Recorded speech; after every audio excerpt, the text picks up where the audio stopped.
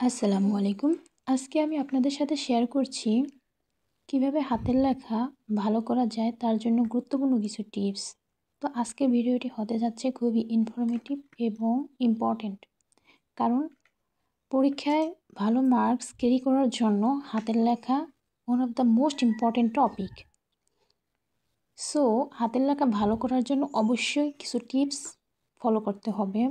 এর জন্য প্রথমেই আপনার সিটিং হ্যাবিটকে ইমপ্রুভ করতে হবে, অর্থাৎ আপনি যে প্লেসে বসে লিখতেছেন আপনার স্ট্রেট ফরওয়ার্ড হয়ে লিখতে হবে।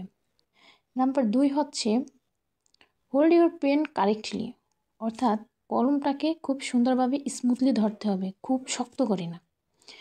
নাম্বার 3 যে বিষয়টা খেয়াল করা যায় সেটা হচ্ছে move your hand while writing. যখন আপনি লিখতেছেন এই যে দেখেন, তখন আপনার হাতটাকে ফ্রিলি মুভ করতে হবে। তারপরে যে বিষয়টা আপনাকে মনে রাখতে হবে সেটা হচ্ছে don't write too much fast.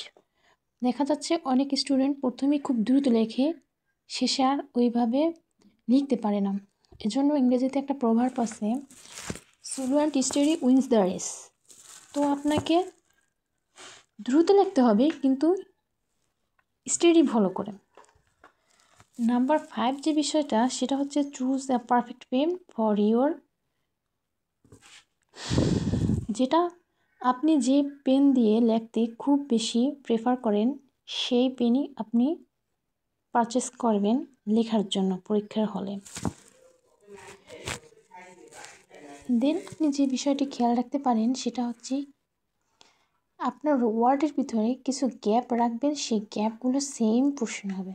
যেমন দেখেন, আমি যে এই লিখছি জীবনে চ্যালেঞ্জ নিতে হবে, এরপরে যে লাইনটা আমি লিখতেছি এই লাইনটা হচ্ছে সেম গ্যাপে।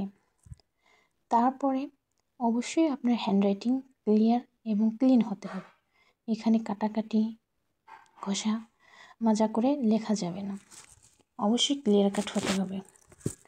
তারপরে আপনাকে যে বিষয়টি নোটিস করতে হবে সেটা হচ্ছে practice. You know guys, practice makes a man perfect, so practice regularly at least 30 hours daily so that you can improve your handwriting so smoothly. Next যে বিষয়টি আপনাকে নোটিস করতে হবে সেটা হচ্ছে লাইনগুলো স্ট্রেইট হবে, যাতে আপনার খাতার কোয়ালিটি ভালো হবে, মার্কস বেশি ক্যারি করতে পারবেন, আপনার রেজাল্ট আগের থেকে অনেক ইমপ্রুভমেন্ট হবে। তারপরে যে বিষয়টির কথা আমি বলবো সেটা হচ্ছে বাংলা লেখার ক্ষেত্রে আপনাকে মাত্রা, লেখার কোন বর্ণের কোন মাত্রা, এটা কি অর্ধমাত্রা নাকি পূর্ণমাত্রা নাকি মাত্রাহীন, এটা আপনাকে নোটিস করতে হবে। যেটা যেরকম মাত্রা সেটা সেই রকম মাত্রা দিয়ে লিখতে হবে। তারপর অক্ষরের সাইজগুলো একই রকম হতে হবে। দেখা যাচ্ছে একটা অক্ষর খুব বড়, একটা অক্ষর খুব ছোট, এরকম কেন? সাইজ সমান পোর্শনে হতে হবে। সর্বোপরি যে বিষয়টা পরীক্ষার খাতায় অ্যান্সার করার সময় দেখা যায় অনেকে প্রথমে খুব সুন্দরভাবে খাতা লিখতে থাকে, শেষে গিয়ে সময় অর্থাৎ টাইম ম্যানেজমেন্টই সে করতে পারতেছে না, টাইমের ব্যাপারে সে লিখতে পারতেছে না। তো এই বিষয়টা নোটিস করতে হবে যে লেখার সময় কতটুকু সময় আপনি পাবেন, সেই সময়ের ভিতরে কিভাবে গুছানো পদ্ধতিতে খুব সুন্দরভাবে হাতের লেখা করা যায়, এইটার উপর বেস করে হচ্ছে আপনার রেজাল্ট আসবে।